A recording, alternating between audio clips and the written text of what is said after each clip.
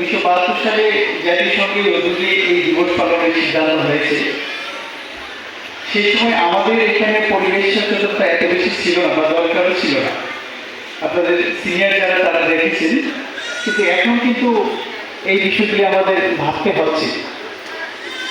আমাদের এখানে নগরায়ন ঘটছে, শিল্প কারখানা স্থাপন হচ্ছে। নগরায়নের ফলে এবং শিল্প কারখানা স্থাপনের ফলে আমাদের পরিবেশ দূষণ হচ্ছে। এক্ষেত্রে আমাদের সচেতনতা যেমন দরকার, আইন তৈরি দরকার,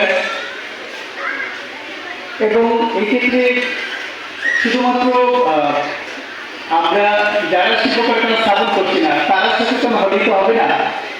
শিল্প কারখানা যারা স্থাপন করছে তাদের এই বিষয়ে নজর দিতে হবে। কারণ দেখুন, পুরো বাংলাদেশের সবচেয়ে বড় শহরকে ঢাকা থেকে শুরু করে একটি উপজেলা সদর, এমন যদি চাঁদপুর জেলা শহরের দিকে তাকান, দেখবেন যে একটু আগে যখন রেলি নিয়ে আসতেছিলাম, সামনে কিছু খাল।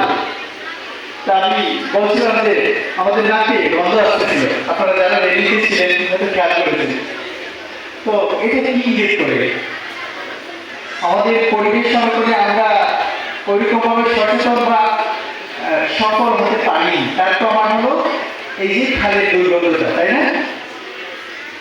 শহরের বিভিন্ন, আমি শুধু চাঁদপুরের কথা বলছি না, সবচেয়ে ভালো হতো আমাদের আজকের সম্মানিত বিশেষ অতিথি ছিলেন চাঁদপুর পৌরসভার সম্মানিত মেয়র, উনি থাকলে ওনার আজকে সবচেয়ে বেশি প্রয়োজন করতো যে এই বাংলাদেশের ছোটখাটো সব শহরে দেখবেন বিভিন্ন জায়গায় ময়লা পড়ে আছে।